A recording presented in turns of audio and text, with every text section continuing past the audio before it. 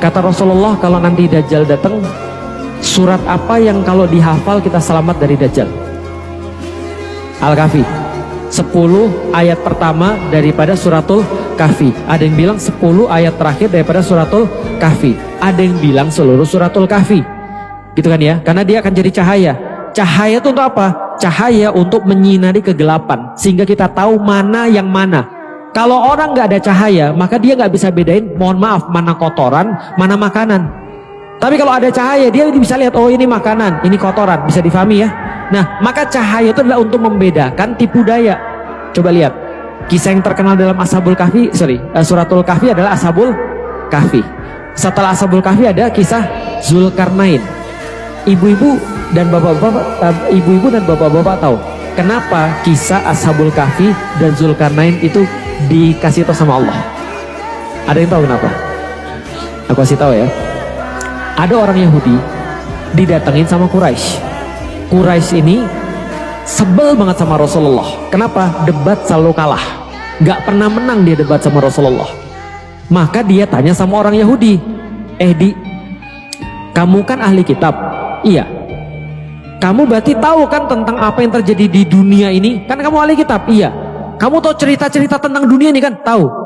Kamu bisa nggak buat aku menang sama Muhammad dengan satu kisah yang dia nggak tahu? Karena dia tuh pembohong. Dia pasti nggak tahu semua hal yang terjadi di dunia ini. Tapi kan kamu kan ahli kitab. Kamu tahu. Zaman dulu buku nggak banyak. Zaman dulu nggak ada internet. Zaman dulu orang yang punya informasi dikit dan terbatas. Maka Yahudi bilang sama orang Quraisy, gini cara membuktikan dia benar atau nggak benar.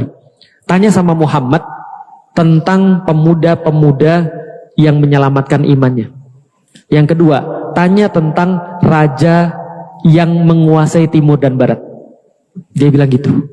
Yang ketiga, tanya tentang ruh.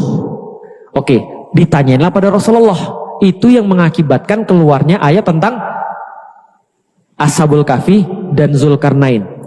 Dua cerita ini sama pengen menyelamatkan iman di masa krisis.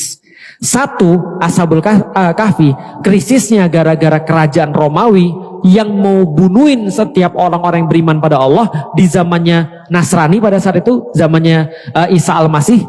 Sementara Zulkarnain menyelamatkan satu kaum daripada gangguan Ya'juj dan Ma'juj. Bisa dipahami seperti sini.